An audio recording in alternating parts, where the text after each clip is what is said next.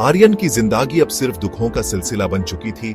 एक दुख खत्म होता नहीं था कि दूसरा सामने आ जाता। सन्या का धोखा, अनान्या का रिश्ता तोड़ना, रिया का बीच रास्ते छोड़ देना, लीजा का बेवफाई करना, एक के बाद एक जैसे किस्मत उसका इम्तिहान ले रही थी।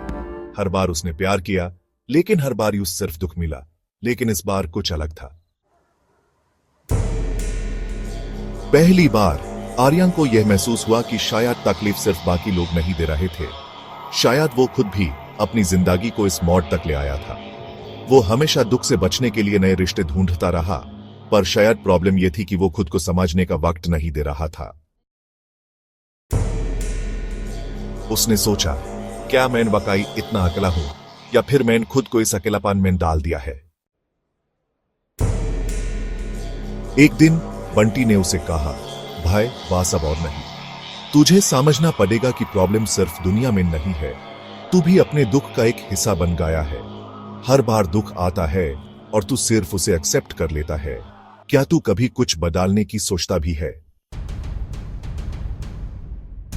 आर्यन के पास कोई जवाब नहीं था, लेकिन तभी एक और धक्का लगा। उसकी मां आरती को जरा और करण ने जबरदस्ती मेंटल हॉस्पिटल भेज दिया था। जब उसने सुना कि उसकी मां को बिना किसी वजह के वहां रख दिया गया है, तो उसका दिमाग घूम गया।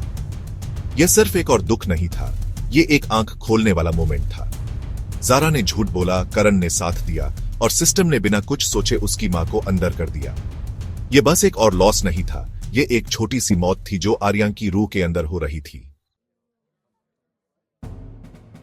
उसने हर जगह ढूंढा, मेंटल हॉस्पिटल्स के चक्कर लगाए, पर कोई मदद नहीं मिली। जब जरा से बात करने की कोशिश की, तो उसने एक ही जवाब दिया, जरा, अगर मां को वापस चाहिए तो घुटने पे गिर के माफी मांगनी पड़ेगी।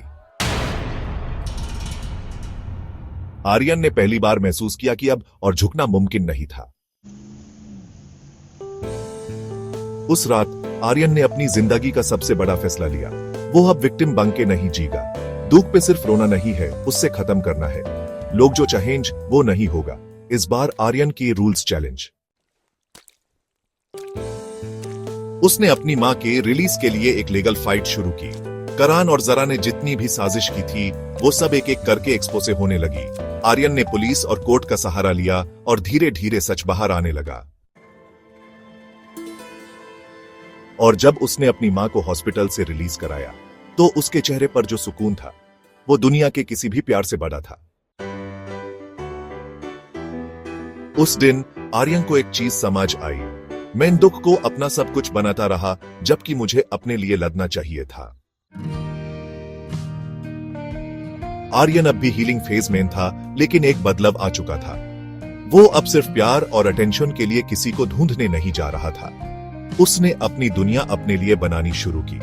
उसने अपनी हेल्थ पे काम किया, शराब और सिगरेट्स छोड़ दी, अपनी पुरानी आदतें बदली, नए लोगों से मिला, नए सपने देखे। उसने गेम एडिक्शन से बाहर आने की कोशिश की, अपनी मां के साथ वक्त बिताना शुरू किया, और सबसे बड़ा बदलाव, उसने अपने पास्ट को अपना दुख नहीं बनाया। आर्यन जो पहले हर बात पर टूटा जाता था, अब समझ गया था कि सिर्फ दुख को सहना नहीं, बल्कि उसे बदलना भी जरूरी होता है। कहानी यहीं खत्म नहीं होती। आर्यन अब एक नए मोड़ पर है, और इस बार उसकी कहानी का एंडिंग उसके हाथों में है।